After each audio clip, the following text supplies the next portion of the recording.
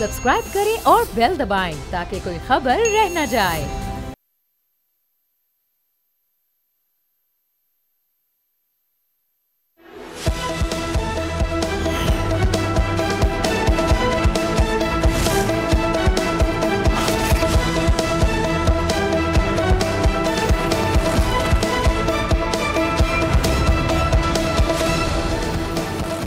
अस्सलाम वालेकुम, प्रोग्राम में खुश आमदीद। मैं हूं अफसा कोमल। आज PTI को 14 अगस्त के एहतजाज से कबल 9 मई के मजीद 2 केसेस में बड़ा धचका लगा है। लाहौर के 2 मुख्तलिफ केसेस में डॉक्टर यास्मीन राशिद, एजाज चौधरी, मियां महमूद रशीद और उमर सरफराज चीमा को दोबारा 10-10 साल कैद, जबकि PTI पंजाब की चीफ ऑर्गेनाइजर आलिया हमजा, जो कि PTI के हालिया एहतजाज में हमें मुतहरिक भी नजर आई, उन्हें 5 साल कैद की सजा सुनाई गई है। मगर दूसरी तरफ पार्टी के नायब सरबराह शाह महमूद कुरैशी को 9 मई के मजीद 2 केसेस में बरियत मिल गई है। अब 9 मई केसेस में सजाओं और 5 अगस्त को वर्कर्स को बाहर ना निकाल पाने के बाद PTI ने 14 अगस्त को एहतजाज की कॉल दे रखी है, मगर हुकूमत की तरफ से ये एहतजाज मौखर करने की दरख्वास्त की जा रही है। इस सब के बाद सबके जहनों में ये सवाल है कि हुकूमत को इन सजाओं के बाद क्या ये जवाब मिल गया है कि PTI को किसी एहतजाज की इजाज़त ना दी जाए, और क्या PTI की कानूनी मुश्किलात मजीद बढ़ती रहेंगी, या फिर इन फैसलों में कुछ ऐसे झोल मौजूद है जिनकी बुनियाद पर PTI को हाई कोर्ट से रिलीफ मिल सकता है। इसके ऊपर हम बात करेंगे और हमारे साथ माहिरीन कानून मौजूद हैं। जहांगीर जदून साहब और अब्दुल मोइज़ जाफरी साहब भी हमें ज्वाइन कर रहे हैं। आप अवाम पाकिस्तान पार्टी के रहनुमा भी हैं। बहुत बहुत शुक्रिया आप दोनों का। जदून साहब, आपसे आगाज़ करेंगे। ये एक तरह के केसेस हैं जिसमें PTI के इन रहनुमाओं को मजीद 10 साल की सजाएं मिली हैं। शाह महमूद कुरैशी साहब अलबत्ता एक बार फिर बरी हुए हैं। ये केस था शादमान और जिना हाउस में गाड़ियां नजरे आतिश करने का। आप किस तरीके से देखते हैं लीगल प्रोसेस को जो फॉलो हो रहा है इन 9 मई के केसेस में? बहुत शुक्रिया। आपसे देखें, एक तो 9 मई का जो इंसिडेंट था अक्रॉस द बोर्ड हर आदमी ने इसको कंडेम किया है कि ये इस तरह वायलेंस नहीं होनी चाहिए थी। हैविंग सेड दैट, लेकिन उसके अंदर ये है कि आप कोई रूल ऑफ लॉ है या मेरिट है या जो आपकी प्रोपोर्शनैलिटी ऑफ द ऑफेंस है या प्रोपोर्शनैलिटी ऑफ द पनिशमेंट है, उसको किस तरह मेंटेन करेंगे? क्या आप पिक एंड चूज़ कर रहे हैं, जिसको मर्जी आप ज़्यादा से ज़्यादा दें, जिसको मर्जी कम दे दें, या जिसको मर्जी आप बरी करा दें? क्या इसके अंदर ये क्वेश्चंस है या कोई इस पे सवालिया निशान बन सकता है? डेफिनेटली बन सकता है, क्योंकि बाज़ लोगों ने जब 9 मई के वाक़े में आके कहा जी हम दूसरी पार्टी को ज्वाइन करते हैं, इसको छोड़ते हैं, तो उनको छोड़ दिया गया। 9 मई का देखें incident, violence against state property हो या किसी प्राइवेट प्रॉपर्टी की हो, किसी भी या निजी किसी कंपनी की हो, वो वायलेंस कोई लॉ दुनिया का ये नहीं कहता कि आप किसी की प्रॉपर्टी को जला दें, चाहे वो गाड़ी हो, चाहे वो घर हो, दफ्तर हो, कुछ भी हो, उसको कंडेम किया है। लेकिन उस वाक़े को या उस इंसिडेंट को आप अगर पोलिटिकल विच हंटिंग के लिए इस्तेमाल कर रहे हैं, पोलिटिकल विक्टिमाइजेशन के लिए इस्तेमाल कर रहे हैं, और फिर जो आपके अंदर इस प्रोसिक्यूशन के अंदर जो है, देखो आप एक बंदा आप कहते हैं जी उसने अबैट किया ऑफेंस, और आपके पास गवाह ये है जी, एक गवाह सोफे के नीचे है, एक गवाह टेबल के नीचे है, तो ये मतलब है तो एक लीगल सिस्टम के साथ आप जोक कर रहे हैं। देखें, आपके पास अगर कुछ सब्सटेंशियल एविडेंस है जो आप कहते हैं ये वीडियो में है, तो जो लोग एक्चुअली इसमें इन्वॉल्व हैं, जिन्होंने पार्टिसिपेट किया ऑफेंस में, डेफिनेटली आपको भी, हमें भी और जाफरी साहब को भी, किसी को इस पर एतराज़ नहीं था कि उनको सजाएं होनी चाहिए, ये उनको काम नहीं करना चाहिए। देखें, पीसफुल प्रोटेस्ट पूरी दुनिया में होता है और हर बंदे का आईनी और कानूनी हक है कि वो प्रोटेस्ट करें, लेकिन ये किसी का राइट नहीं बनता कि आप दूसरे लोगों के जो फंडामेंटल राइट है उनको डिस्टर्ब करें, आप रोड ब्लॉक कर दें, आप रोड पे गाड़ियां जला दें। ये क्रॉस द बोर्ड जो है ये नहीं होना चाहिए। लेकिन उस इंसिडेंट को बार बार आप पोलिटिकल विक्टिमाइजेशन के लिए इस्तेमाल करेंगे, तो आखिर में अब ये भी हम देखेंगे कि जब आपके एस्टैब्लिशमेंट के साथ हालात सेटल हो जाएंगे, तो फिर ये हो सकता है आपका प्रोसिक्यूटर आके इस केस में जान नहीं है, तो आप उनको अगर बरी कर देंगे, तो जो लोग अभी 2-3 साल या 4-4 साल उस वक्त तक सजाएं जो है उनको हो चुकी हैं, अभी वो रिकॉर्ड चुके हैं, तो उनका क्या कोई कंपनसेशन देंगे? उनका क्या बनेगा? सेनेटर हैं, MLA हैं, और स्पेशली यास्मीन राशिद जो है वो कैंसर सर्वाइवर है, पेशेंट है, और फिर फीमेल को होते हुए उनको इतनी सजाएं देना, मेरे ख्याल में ये डिसप्रोपोर्शनेट है, और लीगल लैंग्वेज में हम कहते हैं कि ये प्रोपोर्शनेट नहीं है उसके ऑफेंस के, अगर उन्होंने कुछ वेट भी किया है या कुछ भी ऑफेंस भी किया है। तो अगर हाई कोर्ट में देखें ना, उनको बाद में बरियत भी मिल जाती है, तो 1.5 साल 2 साल और लग जाते हैं, तो इसका मतलब है 4-5 साल तो सजा पूरी हो चुकी है। वो तो जो लोग अरेस्ट हैं, जेल के अंदर है, उनकी बेल नहीं हुई है, उनकी तो 4-5 साल पूरे हो जाएंगे।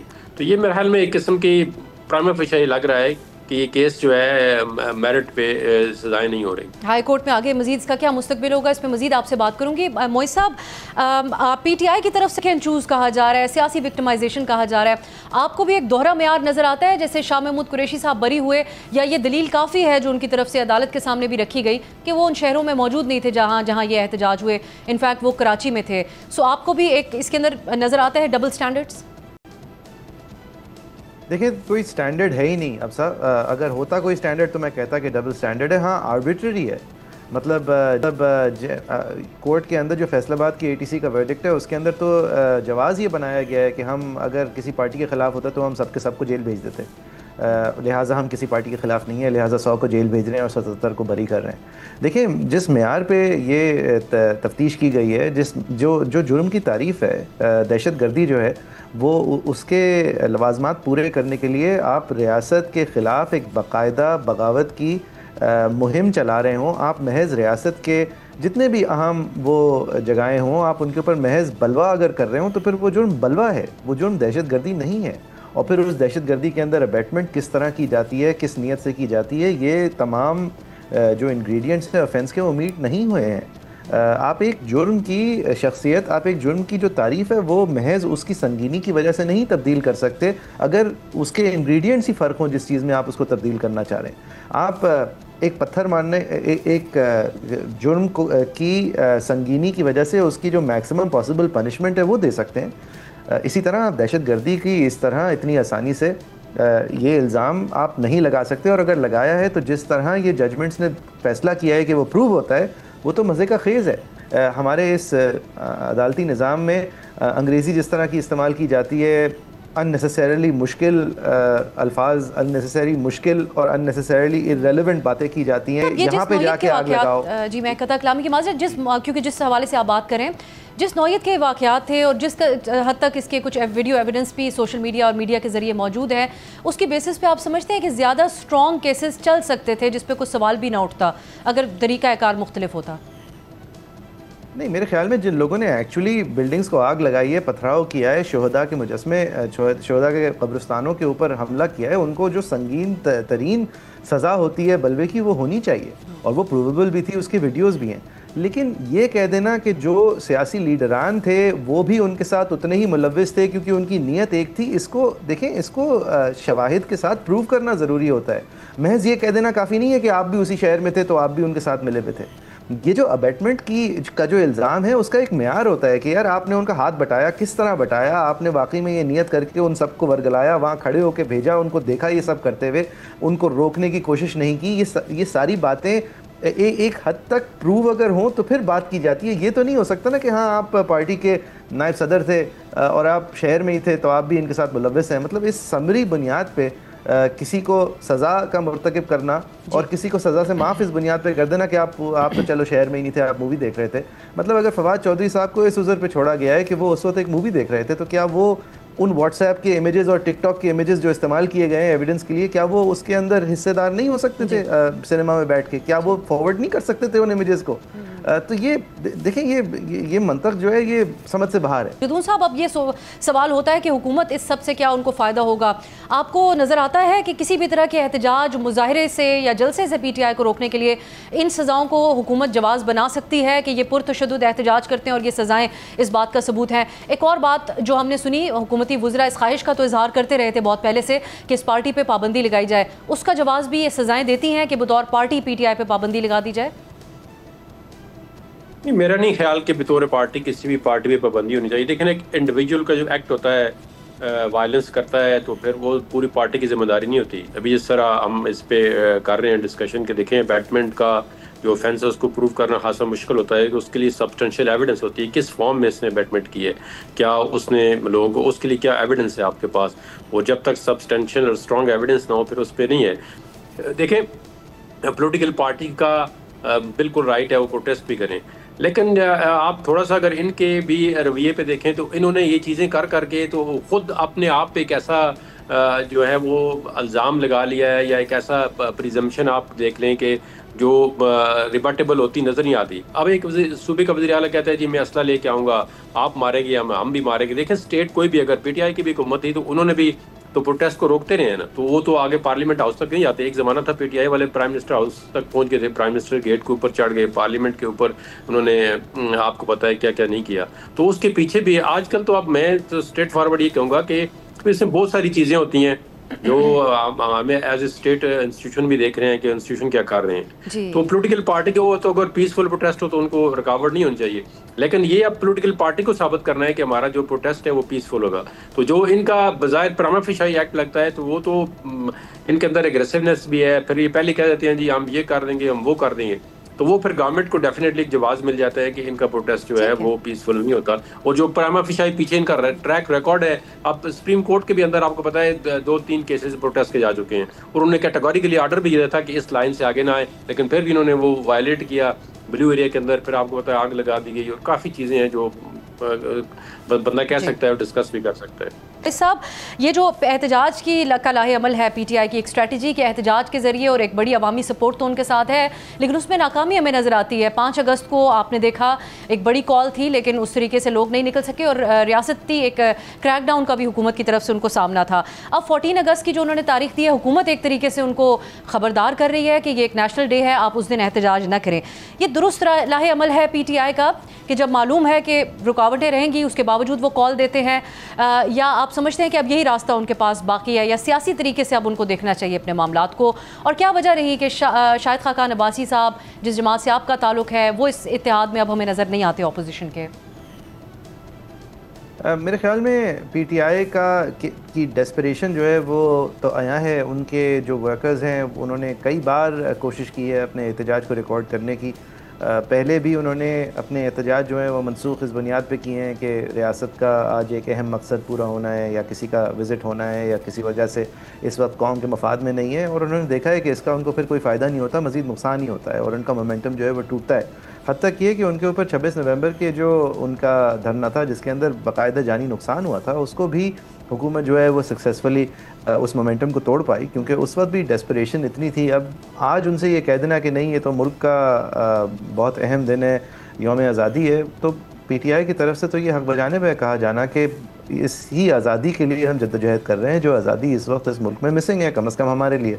तो मुझे ये कोई बहुत नायाब बात नहीं लगती। और सियासी तौर पे वो जो करना चाह रहे हैं, आपने देखा है उनकी जमात एक काफ़ी ज़्यादा कशमकश का शिकार है, जो कि एक फ़ितरी अमल है। ऐसा होता है जब आपके लीडर जो हैं वो 2 सालों से मुनक़ता हो, उनका ताल्लुक, उनके रब्ता जो है वो मुनक़ता हो अपनी आवाम से भी, लीडरशिप से भी, तो ये फिशर्स तो बनते हैं। तो मेरे ख्याल में जो उनके बस में है वो कर रहे हैं, और उसको गवर्नमेंट रोकेगी, पहले भी रोकती आई है मेरे ख्याल में। लेकिन इसकी वजह से ये तो नहीं होना चाहिए कि वो अब कुछ करे ही नहीं। I think they have a right to protest.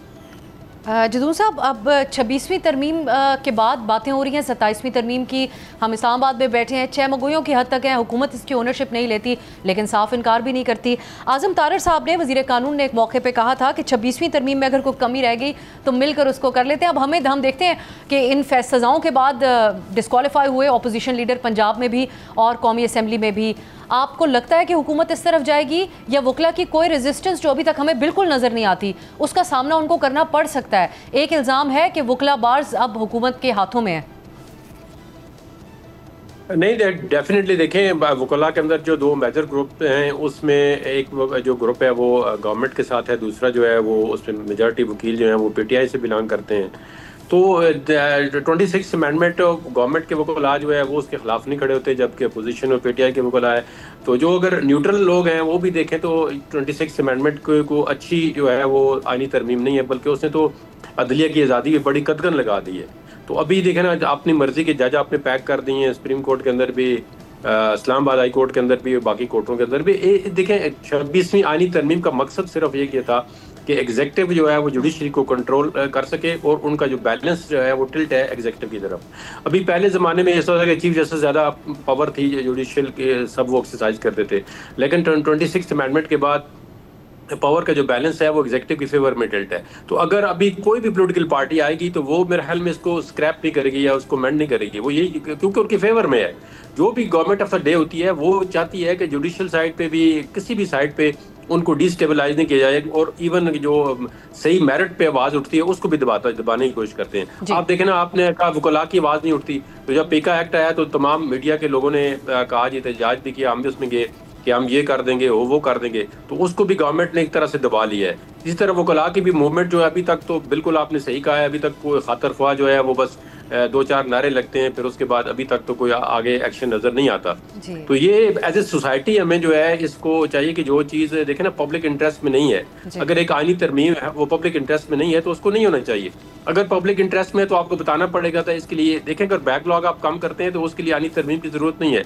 जजेस की तादाद आप किसी वक्त भी उड़ा सकते हैं बगैर आनी तरमीम के भी नीचे, और सबसे बड़ा बैकलॉग जो है वो नीचे वाले डिस्ट्रिक्ट कोर्ट्स में है। तो आप डिजिटलाइजेशन करें, रिफॉर्म्स करें, कुछ भी करें, लेकिन ऐसी करें जो पब्लिक इंटरेस्ट। लेकिन जदून साहब, जिन चीज़ों का आप जिक्र करें ये सिर्फ हमें बहाने नजर आते हैं, निशाना मुख्तलिफ रहता है हुकूमत का, कवर इन बातों का दिया जाता है। बहुत बहुत शुक्रिया जहांगीर जदून साहब, अब्दुल मोइज़ जाफरी साहब, आप दोनों हमारे साथ इस प्रोग्राम में शरीक हुए। आपकी गुफ्तगू सुनी। एक ब्रेक की तरफ जाते हैं। पाक भारत जंग के जो वाक़यात थे उनको एक किताब की शक्ल दी गई है, और इसके जो रुनुमाई आज इस किताब की हुई है, इसके ऑथर हमारे साथ एक ब्रेक के बाद होंगे। ब्रेक के बाद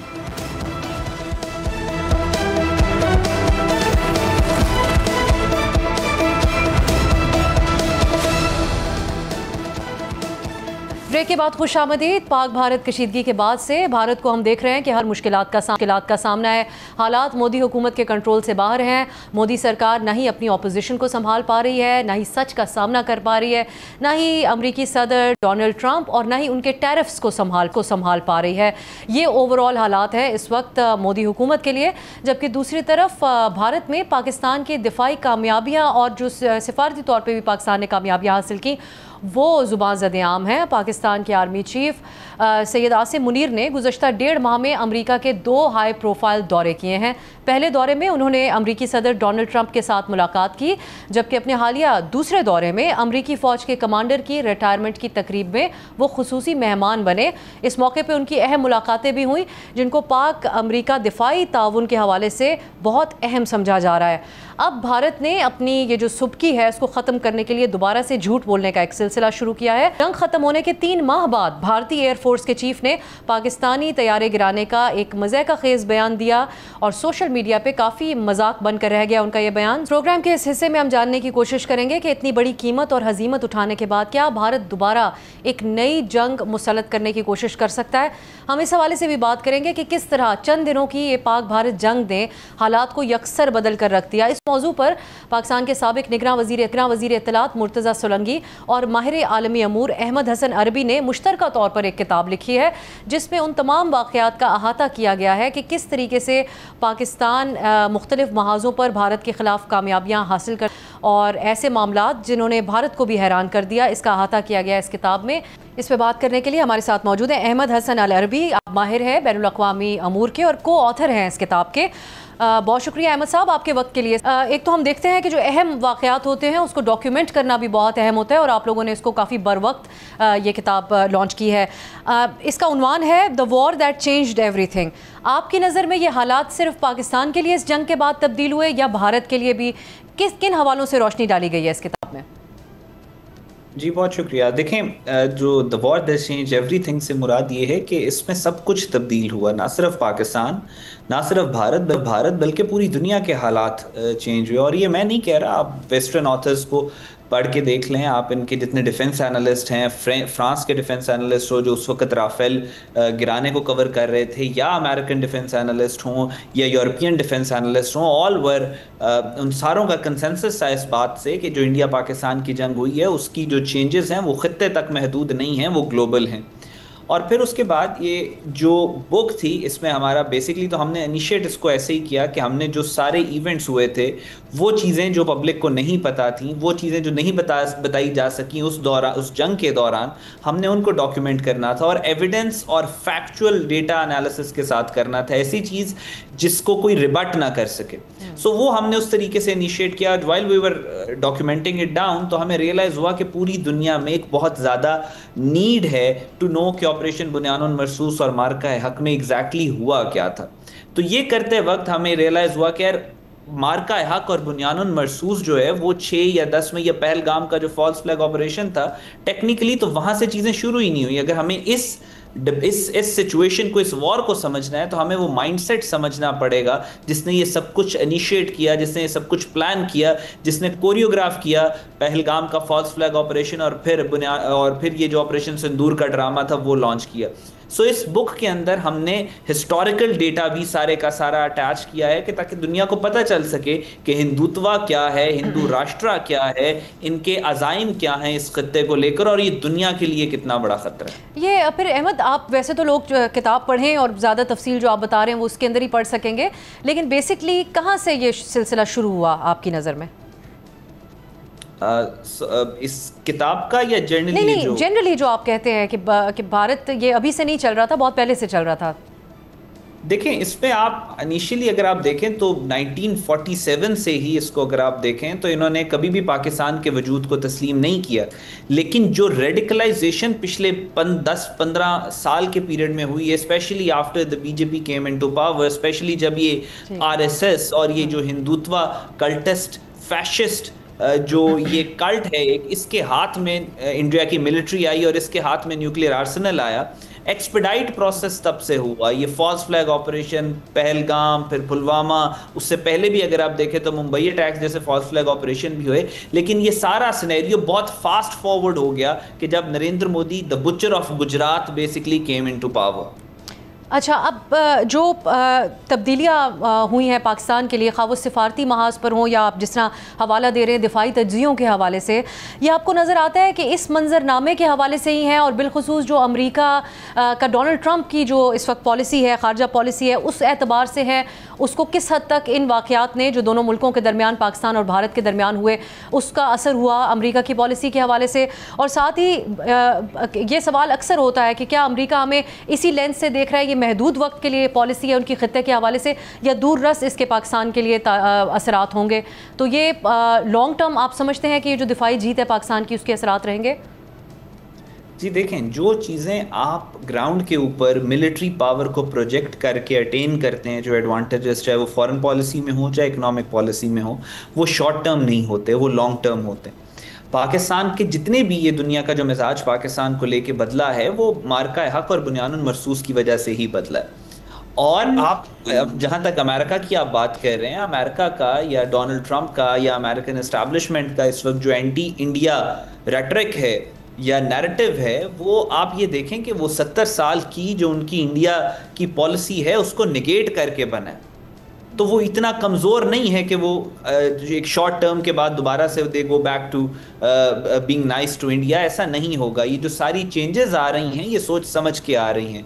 आपका जो सिक्योरिटी कैलकुलस है, जो रीजनल डायनामिक्स हैं, वो यकसर तब्दील होके रह गए हैं। Pakistan has emerged as the regional stabiliser. Pakistan ने इंडिया को डिटर किया है, और इस वक्त पूरे खित्ते के अंदर इंडिया जो अपने आप को पोज कर रहा था, स्पेशली अपनी फॉरेन पॉलिसी को ये दिखा रहा था कि मैं चाइना का काउंटर बैलेंस हूँ, जिसकी वजह से उसके सारे जो इंटरेस्ट है वो अलाइन कर रहे थे यूएस के साथ या वेस्ट के साथ। पाकिस्तान ने उस नैरेटिव को, उस नोशन को ब्रेक कर दिया 6 और 10 मई की रात को। तो अब ये जो तब्दीलियां आ रही हैं, ये दूर रस तब्दीली। आप देखें ना, इतने छोटे से अरसे में हमारा कितने ऑफिशियल्स के विजिट हुए हैं अमेरिका के अंदर, और फिर पाकिस्तान को अमेरिका की तरफ से स्पेशली जो डोनाल्ड ट्रंप की स्टेटमेंट्स आई हैं नरेंद्र मोदी को लेके, जिस तरीके से वो इनडायरेक्टली पाकिस्तान के नैरेटिव को सपोर्ट किया जा रहा है उसमें, और नरेंद्र मोदी को जो है वो आड़े हाथों लिया जा रहा है। इंडिया की पार्लियामेंट के अंदर तक ये बातें हुई हैं कि Indian economy is a dead economy.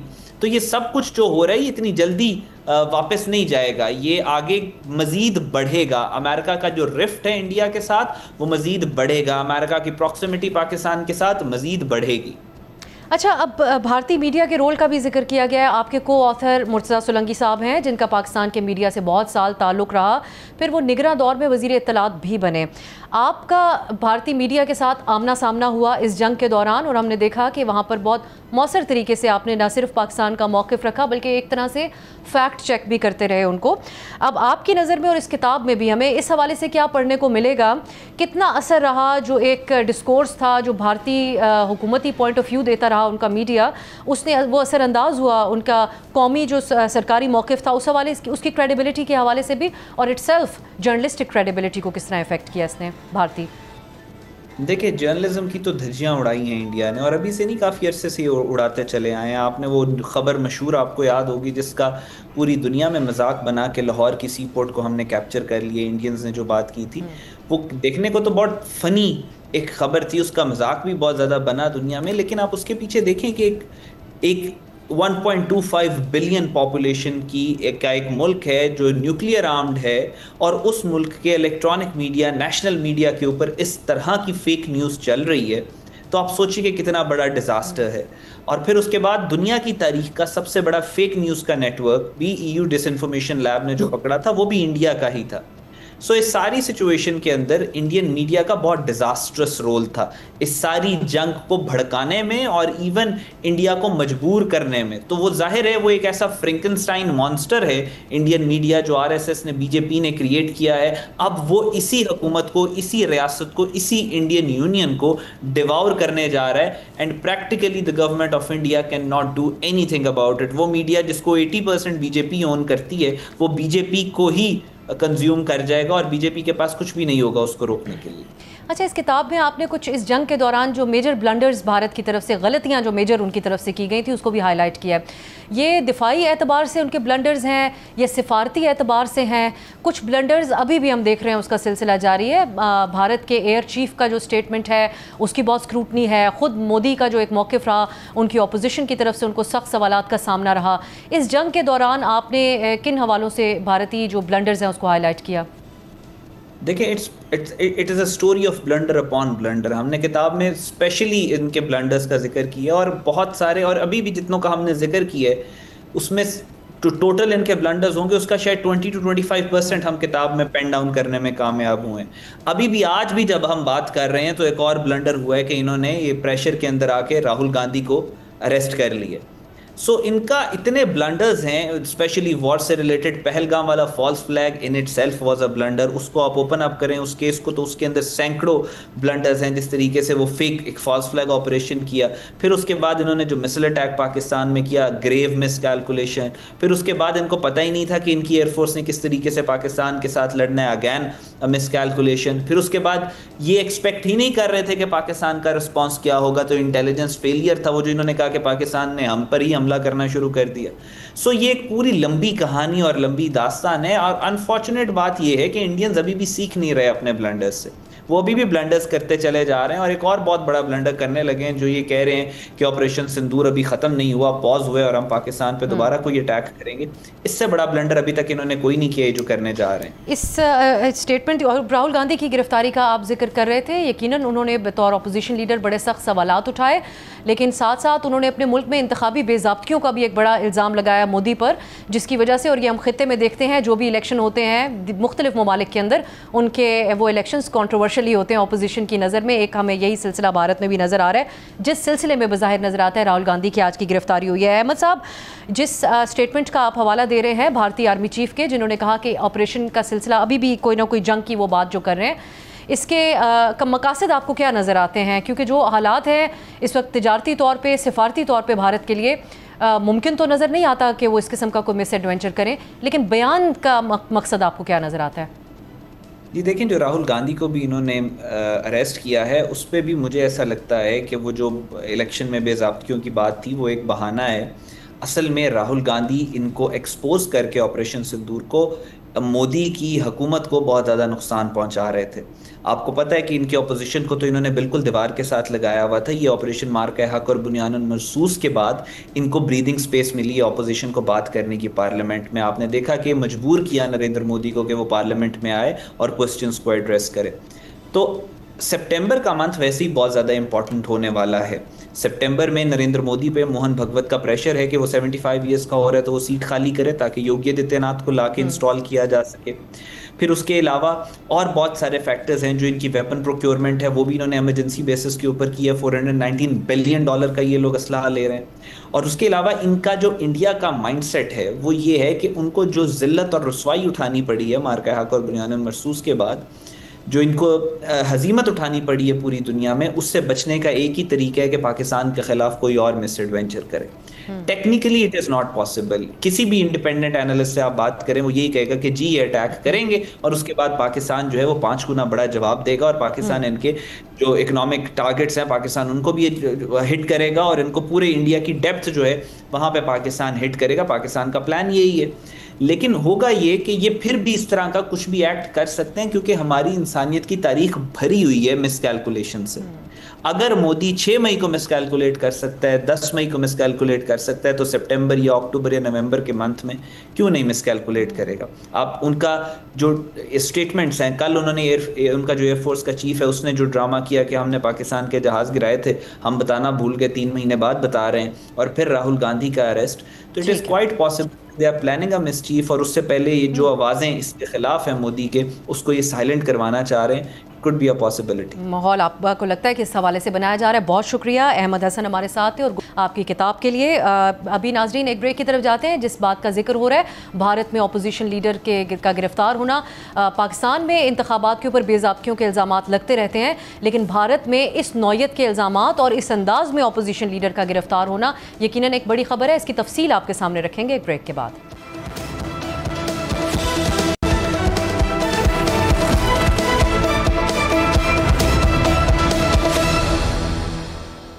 Break के बाद खुशामदीद। भारत में मोदी हुकूमत और इलेक्शन कमीशन के खिलाफ बेज़ाब्तियों और वोट चोरी पर एहतजाजी मार्च के दौरान कायदे-ए-हिज़्ब इख्तिलाफ राहुल गांधी और कांग्रेस पार्टी की सीनियर अहदेदार प्रियंका गांधी समेत अपोजिशन इत्तेहाद के अहम रहनुमाओं को आज गिरफ्तार कर लिया गया।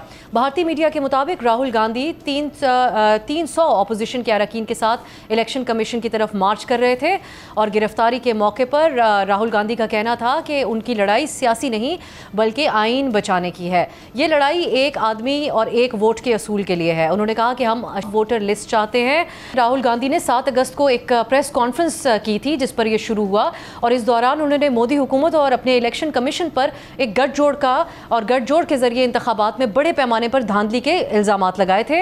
अपोजिशन लीडर का इस मौके पर कहना था कि हमने इलेक्शन कमीशन से वोटर्स की डिजिटल लिस्ट फराहम करने का मुतालबा किया, जिसके जवाब में इलेक्शन कमीशन ने कागजात का एक भारी पलंदा थमा दिया जिसकी जांच करना तकरीबन नामुमकिन था, मगर उनकी टीम को धांधली के शवाहिद इकट्ठे करने और सिर्फ असेंबली के एक हलके के कागजात की जांच पड़ताल में 6 माह लग गए। उन्होंने साथ ये भी कहा कि कुल वोट 6,59,826 थे, जिनमें से 1,02,50 वोट चोरी हुए। 5 मुख्तलिफ तरीक़ों से वोट चोरी किए गए, जिसका उन्होंने इस अपनी गुफ्तगू में बताया डुप्लिकेट वोटर्स, यानी एक ही वोटर का कई पोलिंग स्टेशंस पर इंदराज, फिर वोटर्स के जाली एड्रेस या एड्रेस मौजूद ही नहीं थे, एक ही पते पर कई वोटर्स का रजिस्टर होना और एक छोटे से मकान के पते पर 80 वोटर्स दर्ज थे। जाली तस्वीर या नाकाबिल शनाख्त तस्वीर से भी इंदराज किया गया था और फॉर्म 6 का गलत इस्तेमाल करके भी वोट डाले गए। इन तमाम बातों की उन्होंने निशानदेही की और कहा कि लगभग 100 नशिस्तों पर 100 के ऊपर धांधली की गई। बीजेपी की तरफ से इलेक्शन कमीशन के साथ मिलकर वोट चुराए गए और राहुल गांधी कहते हैं कि अगर ये जालसाजी ना होती तो नरेंद्र मोदी आज वजीर आजम नहीं होते। ये प्रेस कॉन्फ्रेंस करने से पहले भी राहुल गांधी ऑपरेशन सिंदूर के हवाले से बीजेपी हुकूमत को बहुत टफ टाइम दे रहे थे और मोदी हुकूमत से बार बार उनकी तरफ से सवाल उठाया जा रहा था कि हमारे कितने जहाज़ गिरे, डोनाल्ड ट्रंप को सालसी का किसने कहा, जयशंकर ने पाकिस्तान को पेश की इतला क्यों दी, वजीर दाखिला राजनाथ ने ऑपरेशन सिंदूर सिर्फ 22 मिनट के बाद ही क्यों रोक दिया। ये वो सवालात हैं जो सब उठा रहे थे, लेकिन बतौर अपोजिशन लीडर राहुल गांधी ने भी उठाए। भारत की जो खारजा पॉलिसी है उसकी नाकामी पर मोदी हुकूमत को सख्त तनकीद का निशाना अपोजिशन लीडर की तरफ से बनाया गया। नाज़रीन, भारत को दुनिया की एक सबसे बड़ी जमहूरी रियासत माना जाता है और इसकी एक झलक हमने गुज़िश्ता दिनों भारतीय लोकसभा के इजलास में देखी, जब अपने अवाम से झूठ पे झूठ बोलने वाली मोदी हुकूमत जो कि जिनका मीडिया भी काफ़ी हुकूमती पॉइंट ऑफ व्यू देता रहा, लेकिन अपने अपोजिशन के मुतालबे पे उनको आखिरकार इजलास बुलाना ही पड़ा और इस इजलास में भारतीय अपोजिशन जमातों ने ऑपरेशन सिंदूर और भारतीय खारजा पॉलिसी की धज्जियाँ उड़ा कर रख दी। और आज हम देखते हैं कि यही बड़ी जमहूरियत जिसमें महज एक एहतजाज करने पर अपोजिशन लीडर समेत दीगर रहनुमाओं को गिरफ्तार कर लिया गया, ये यकीनन एक गैर मामूली वाक़या भारत के हवाले से। इलेक्शन की साख और गैर जानिबदारी पर भी सवालिया निशान लग चुके हैं। अब ये देखना होगा कि वो भारतीय अवाम जिनको बहुत फ़ख्र है इस बात पर कि वो दुनिया की सबसे बड़ी जमहूरियत कहलाते हैं, वो ये गैर जमहूरी हथकंडे जो आज अपनाए गए हैं, ये अपनाने वाली बीजेपी हुकूमत को कब तक बर्दाश्त करते हैं। माहिरीन ये कहते हैं कि बीजेपी और मोदी दिन गिने जा चुके हैं। आज के लिए इजाज़त दीजिए, खुदा हाफिज़।